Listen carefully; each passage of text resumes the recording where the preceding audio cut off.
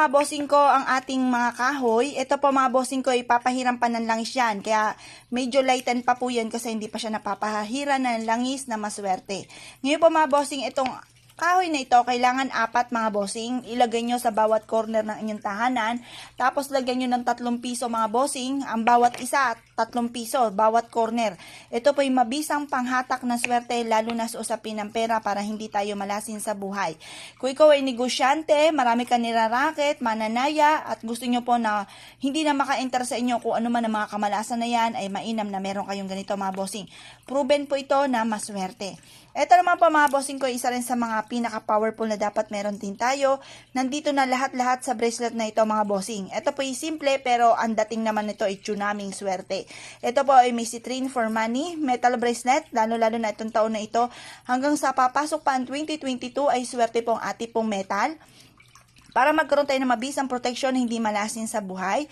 Ito naman po red, alam nyo na, pag sa usapin na red, pantaboy malas po yan. Para yan po ay continuous po ang swerte po natin. Ang jade for money. Ayan po mga bossing, nandyan na lahat. Wala ka ng ibang hahanapin pa. Mabisang protection para hindi kayo malasin at tuloy-tuloy ang pasok ng swerte, lalo na sa pera. Ito naman po mga bossing, kailangan natin ng alog na ito mga bossing. Medalyong alog ang tawag po dito. Para sa akin, ito po isa sa mga pinaka-the best din. Kasi ito po may Holy Spirit, may Holy Family. Ito po, gabay po ito ng pamilya, mabisang protection para hindi po kayo malasin. Tuloy-tuloy ang pasok ng swerte, mabisang protection para kung ano man ang mga kamalasan ninyo pinagdadaanan ay mawala na. Protection sa kahirapan, protection sa ating kalusugan, protection sa mga taong may bad intention sa atin, at protection din to kung ano man ang maaaring, alam niyo na kung ano mga maaaring negatibo na maaaring maganap ay hindi mapa sa atin. Maganda po ito mga bossing, proven po ito na maswerte. Kailangan din po ninyo mga bossing ko, ito po mga bossing may buntis po ito. Ibig sabihin niyang buntis, yan po mga bossing ko ay walang humpay na swerte, tagumpay sa buhay. Maganda na meron kang ganito, ito po mga bossing ko ay isa sa mga proven na maswerte. Pagpapadami, double wealth, kaya swerte po ang buntis, di ba sinasabi nga po nila, kapag ikay nakasalubong ng buntis at ikaw ay tataya, humaplos ka or mag-wish na ikaw ay manalo at ikaw ay mananalo. Isa po ito sa swerte na tinuturing, lalo na kung ikaw ay mananaya or gusto nyong mabilis ang pasok ng swerte, lalo na sa usapin ng pera. Ito po yung alog, ito pa mga bossing ko, kung ikaw po isa sa mga mahilig sa mga pampaswerte, tandisin nyo po inyo pong kalooban mga bossing. Maganda po itong ating dream catcher. Ang dream catcher, kung ikaw po ay sobrang stress, marami ka mga pinagdadaan ng pagsubok sa ngayon, gusto nyo magkaroon ng katahimikan, alam nyo po ba yung puti po na pakpak? Ito po mga bossing ko ay nagtatawag ng mga fairies, mga angels, swerte po ang dulot po niya mga bossing. At kagandahan, meron po siyang metal. Ang metal ngayong taon ng 2021 ay Year of the Ox ay metal po siya. Kaya maganda po siya mga bossing. At ang metal po natin mga bossing, silver and gold na lucky color ngayong taon na ito ng 2021. Pero mga bossing, dahil metal nga po siya, hanggang sa susunod pa ng 2022, swerte po ang dulot niyan. Ganon din po mga bossing ko, ito pong ating, maganda po ito, frame po ito mga bossing, maganda po ito sa ating kusina na sumisimbolo ng kasaganahan. Ayan po mga bossing, nag-a-attract po yan ng kasaganahan. Meron po siyang pinya, meron siyang mansanas. Ang pinya, yan po ay for abundance, nagtataboy ng malas, yung mga toxic sa buhay. Ganun din po yung apple, for prosperity, for love. Tapos yung grapes, for abundance. Yung ating pomegranate, swerte rin po yan, lalo na sa pagdating po ng mga New Year, or kaya paghahain po niyan ay walang humpay na pasok ng swerte. Maganda po yan mga bossing. Tapos ito pong ating pong pudog, ang pudog bantay na ating tahanan. Ganun din po yung ating pong Buddha hands up na isa sa mga paborito ko po yan. Yan po ay sumisimbolo ng tagumpay sa buhay. Itinataas niya ang kanyang yaman, ibig sabihin tagumpay sa buhay po yan. Ganun din po yung lagi kang mangunguna sa lahat ng larangan. Ito naman po mga bossing ko ang ating amber. Ang amber po natin ay nagtataboy ng malas at ito po ay magbibigay ng maraming swerte. Ang dulot po nito mga bossing ko ay tagumpay sa buhay. At ito naman po mga bossing ko, ang ating pong happy couple. Ang happy couple po natin na isa sa mga pinakamaganda rin na dapat ay meron tayo. Yan po ay sumisimbolo ng pagmamahalan, long life, at protection din po yan mga bossing. At mabilis na tagumpay sa buhay. Ito po yung ating Rui. Maganda po ito mga bossing. Walang imposibleng magkaroon ng forever. Tapos, ito naman po mga bossing ko, itong ating isa sa mga pinakamaganda rin. Ito pong ating Itong ating pulang isda, ang pulang isda nating ito ay napakaraming diamond na sumisimbolo ng pera tagumpay. Jeweled po siya, bubuksan nyo lang po ito. Tapos maglagay kayo ng wishes, maglagay kayo ng bigas, maglagay kayo ng asin. Tapos mga bossing, ito po maganda rin to, sumisimbolo rin po ito ng kaligayahan. Ito pong carousel, baka sabihin nyo, ay ayoko niyan kasi parang, lalo na kapag natunog nga po ito mga bossing. Ngayon po, ang ibig sabihin po ng carousel, di ba, pag pupunta ka dyan, masaya ka, for happiness po ito at saka strong relationship ng family.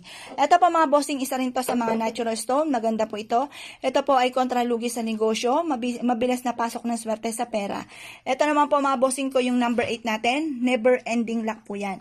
Tapos, ito naman po mga bossing ko, itong ating arwana. Sumisimbolo ng kasaganahan at tagumpay. Ganon din po ito.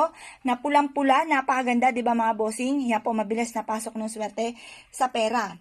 At ito naman po mga bossing ko yung ating mga pusa. Swerte po ang dulot po niyan. Yan po mga bossing ko yung nagtatawag ng swerte. Dalawa po yan dapat. Yung isang itim at saka pula. Yan po yung kombinasyon para magtawag ng swerte. Tapos ito naman po yung ating natural toothbrag. Ito po yung mga natural stone. Maganda po ang dulot nito. Mag-wish ka dito. Talian nyo siya ng kulay pula. Kailangan po ito ay papasok. Parang kabayo rin po siya na kailangan ang takbo po niya ay papasok. Huwag pong palabas. Maganda po ito mga bossing. Ganon din po mga bossing ko. Ito pong ating kabayong ito na may pakpak. Ito po yung mabilis na pag-unlad. Isasama ka po nito sa lipad po niya. Kaya maganda po yan mga bossing. At ito ay busilak ng kalooban. Ito naman po gold. Sumisimbolo ng kasaganahan. Tapos, ito naman po yung ating arwana. Ang arwana natin, meron po siyang gold, sumisimbolo ng kasaganahan, red for money. Yung kristal po natin, nagtataboy ng malas. Tapos yung pula, sumisimbolo rin po ito ng pagtaboy ng mga kamalasan, tsuk mga diamond. Yan po ay para madoble-doble ang wealth. Ito po, may tubig po siya, simbolo ng for abundance. Ayan. At ganoon din po yung ating mga magic mirror. Swerte rin po ito dahil ito po yung nagpapalakas ng karisma. Ang dulot po nito yung nagtataboy ng kamalasan. Tapos, ganoon din po itong ating isang magic mirror na ito. Meron po siyang nutmeg. Ang nutmeg, yan po ay mabisang pang-attract ng swerte sa pera. Tapos, ito pong ating orange ay for kasaganahan. Tapos, yung ating pong cinnamon, cinnamon for love, for happiness, and for success. Tapos, ano pa ba? Tapos, may kawayan po siya dyan. Ayan po, yung kawayan na yan. Yan po ay isang relationship ng family. Good luck po yan. Tapos, ito naman po yung mga diamond po natin. Ang diamond ay nagtataboy ng malas. At yan po, mga bossing ko, ay nagpapadoble-doble ng blessing. Maganda na meron kayong ganyan, mga bossing. Tapos, ito naman yung ating isa set po ito. Yung tatlong na base po natin. Maganda po siya mga bossing. Siya po ay porcelain. Yan po mga bossing ko, lagyan nyo po ng buhangin, tapos lagyan nyo po ng barya. Yan po ay aalingaw. Kasi ang inaingatan po sa mga base, yung tunog po nito sa loob. Yan po ay pag-iingat sa yaman at nagtatawag ng swerte. Maganda po yan mga bossing ko. Tapos, syempre, ito rin po isa sa mga pinakamaganda natin mga bossing.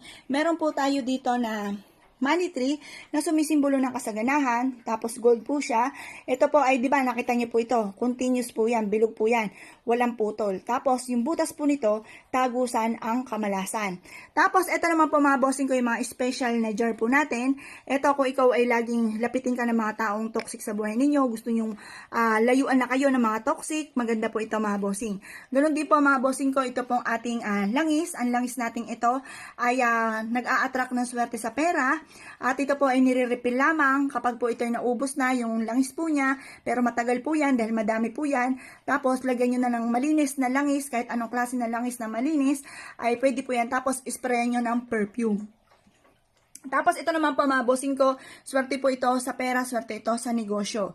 Tapos ito naman po mga bossing ko, sumisimbolo ng kasaganahan. Tapos ito pong ating pinya para madoble ang wealth, mataboy ang malas. Ayan po, maganda po yan. Ganon din po mga bossing ko, itong malalaki nating toothbrag. Ito po, nag-rotate po yan. Pili lang kayo kung anong gusto nyo po dyan. Nag-rotate po yan. Pati ito po. Ito naman, ang kagat-kagat po niya, instead po na lucky coin, kagaya po nito, ito ay ruyi, mabilis sa tagumpay sa buhay. Itong ating lotus, good of fortune. Tapos ito naman, green for money. Yan. Green na green po siya. Parang emerald ang dating niya na sobrang maganda po yung kulay po niya. Yan. Tapos ito, red, taboy malas. Yan po, swerte po ito sa negosyo, swerte ito sa bahay. Basta, sa salas lamang natin ilalagay. Parang isda rin po yan. Ito naman po mga bossing ko, yung ating toothbrag na meron pong kristal sa loob, mga Alam mga bossing, kayo po ba isa sa mga mahilig po sa mga iba't ibang mga pampaswerte? Asya mga bossing ko, tandisin nyo po ang inyo pong kalooban. Kapag po ibig po ninyo mga bossing, ay lumarga po kayo mga bossing dahil maaaring kayo na ang iniintay ng ating mga pampaswerte para tuloy-tuloy po ang swerte po sa atin. Basta kailangan mga bossing yung gustong-gusto nyo po siya, yung talagang unang tingin mo pa lamang ay napapawaw ka na parang, uy, kailangan ko ito ang kailangan ko sa negosyo ko, ito ang kailangan ko sa buhay ko. Asya mga bossing, unahin po muna natin mga bossing ko, ito pong ating bulaklak. Ang bulaklak natin ito ay kulay pula, nagtataboy ng malas. At ang gold, sumisimbolo ng kasaganahan. Ito po namang ating anti-evil's eye. Anti-evil's eye po ang tawag natin dyan. Yan po ay para hindi kalapitan ng mga taong inggitero at inggitera, pakilimera, chismosa. Yan po yan mga bossing. At ang agandaan, ito namang isang to, may elephant siya. Ang elephant, ang ibig sabihin niya, for abundance. At ayun, anti-evil's eye. Yan po siya mga bossing. Para hindi tayo lapitan ng mga toxic sa buhay natin. Ito naman po mga bossing ko, ang ating incense. Ito po mga bossing ko, yung mga natural incense na dinurog. Ito po yung mga, ano po siya, yung mga herbal. Kagaya po na halimbawa, cinnamon, nutmeg, ayan po yan. Ayan po yung pinagsama-sama. Tapos, sindihan lang natin ang dulo nitong ating incense na ito. At ito po ay nagdudulot, nagtataboy ng kamalasan. At ito po ay nag-welcome ng swerte. Swerte po ito mga bossing. Ganoon din po mga bossing ko, ito pong ating, ito po siya. Ito po yung ating, cave po siya na citrine. Citrine is for money. Yan po mga bossing ko ay sumasalo ng lahat ng malas. Yan po ay nagbibigay ng maraming swerte. Ito naman po mga bossing ko ay isa sa mga pinakamaganda. Ghostbuster nga po siya. Mamili kayo doon sa pinakita ko kanina. At ito naman po mga bossing at saka itong malaking ito. Nasa inyo po yan kung ano po ang ibig nyo po dyan. Yan po mga bossing ko, yan po yung tipo na, halimbawa may mga pumapasok sa loob nyo yung tahanan na mga sabi nila may mga espiritu talaga na bantay tayo. Ngayon, kapag meron kang ganito, ito po mga bossing ay nagtataboy ng malas at ito po ay nagwo-welcome ng swerte. Maganda po yan mga bossing. Yan po hihuhulihin niya lahat ang mga negatibo sa loob ng inyong tahanan. Tapos ito naman po yung ating 1,000 hands.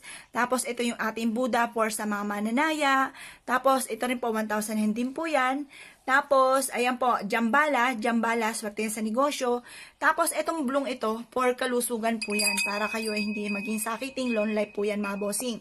Ngayon po mga bossing, pero syempre, kahit may mga ganyan kayo, baka magkakain kayo ng ganyan, tapos, nandun pa rin yung alaga sa sarili, susunod ka ko ng payo ng doktor, tapos to, sangkap lamang mga bossing ha.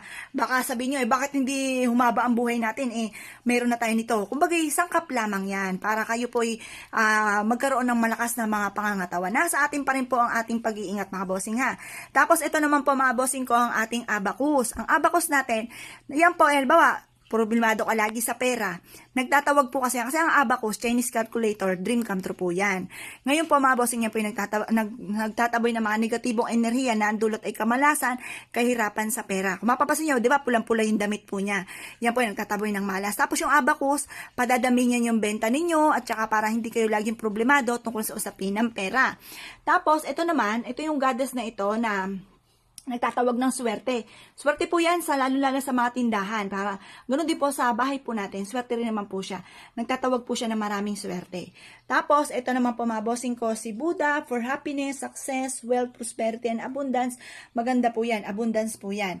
Tapos, ito naman po yung ating elephant. Swerte rin po yan sa mga negosyo. Tapos, ito po yung isa sa mga goddess. Swerte rin po yan. Siya po ay may 5 elements at saka mga shell. Ayan po yan. Parang 1,000 din po siya na yan po ay nagtatawag ng swerte. Tapos, ito naman po din sa ating si Kwangkong. Si Kwangkong, bantay ng tahanan, bantay ng negosyo po natin. Swerte po ang dulot din po niyan. Malabo sa pagkalugi. At, pero syempre mga bossing, kahit sabihin natin malabo sa pagkalugi. At kailangan ma-maintain nyo pa rin yung sarap ng pagkain, kung restaurant, kung yung negosyo, ma-maintain nyo yung isipin nyo kung ano yung ikauulad ng inyong negosyo. Hindi po pugit meron tayong ganito, maglagay tayo ng ganito, pababayaan na natin ang ating negosyo. Hindi po. Kumbaga ito isang lamang mga bossing ha. Ganon din po mga bossing ko itong ating continuous luck. Ito po mapasin nyo, di ba, bilog po siya. Ang bilog na yan, ang swerte nyo walang labas. Tapos yung pinakabutas niyan, tagusan ang malas. Kaya kumbaga, dire-diretso ang pasok ng swerte. Meron tayong maliit, may sumunod, tapos yun din po, tsaka yun, nasa dulo naman, yun ang pinakamalaki. Ayan, pili lang kayo kung anong gusto nyo po mga bossing. Tapos, ito po yung ating peacock. Ang peacock sumisimbolo ng kasaganahan, lakas ng charms. Gusto nyo lumakas ang inyong karisma, kailangan nyo po ng ating peacock. Pagkatapos, yan po mga bossing ko ay swerte rin sa mga buhay pag-ibig. Kung ikaw gusto mo magkaroon ng magandang kapalaran, peacock ay the best. Tapos, ito po si Kwangkong din, bantay na ating tahanan. Yan po yung ating, nakatungtong po siya sa dragon. Good luck po ang dragon. Tapos, ito naman yung ating mga 1,000 hen. Marami po yan mga bossing. Pili lang kayo kung anong gusto po ninyo. Yung mga ganyan, or kaya yung ganon. Yan, depende sa laki rin. At yun ang pinakamalaki namin, yung isang yun. Yan. At meron din kaming pinakamalaki. Ay, nasa labas pala yung pinakamalaki. Ngayon pa mga bossing, ito naman, para sa kasaganahan po ang dulot niya. Yung, kaya nakapiring yung kanyang mata, ibig sabihin po niyan, parang kahit na hindi ka masyadong mag-effort, pero ano po to, kailangan mag-effort pa rin tayo. Kumbaga ito, pinapakita lang na parang mas magiging magaan ang daloy ng swerte. Kaya swerte po yan. At syempre, ito pong ating windchime, nagtataboy ng malas at nagwo-welcome ng swerte. Itong ating dream catcher, swerte po ito sa negosyo. Ayan, ayan po ay swerte rin sa buhay. Kung kayo po marami problema po ang pinagdadaanan, dream catcher ay the best. Tapos, ito naman pong ating Himalayan. Ang Himalayan natin, nagtataboy ng mga negatibong enerhiya. Tapos, ito namang isang to, puro po ito na lemon citrine. Ayan. At ganoon din po yung cave po natin na amethyst anti-stress. Tapos ito yung ating Buddha na nakaupo po siya sa dragon tortoise. Pasin nyo, dragon po yung itsura, good luck. Tapos tortoise, yung pagong, ang kanyang katawan. Yan po yung protection po natin yan. Tapos ito si Buddha. Tapos meron siyang Ruyi. Yung Ruyi, tagumpay sa buhay. Yan. Tapos may mga bit-bit siya ng mga wealth, sumisimbolo ng kasaganahan. Mabisang pang-attract ng kasaganahan. Tapos, ito naman po mga bossing ko, yung si Piyaw. Si Piyaw for happiness, success, wealth, prosperity, and abundance. Ito po ay maganda po ito. Ayan, siya po yung parang itsura niya, mukha siya, mix po siya, piyaw and pudog. Parehas po yan swerte po yan sa pangkalahatan. Kung halimbawa gusto niyo magkaroon ng bantayan tahanan, kailangan niyo ng ganitong itsura ng pudog. Ayan.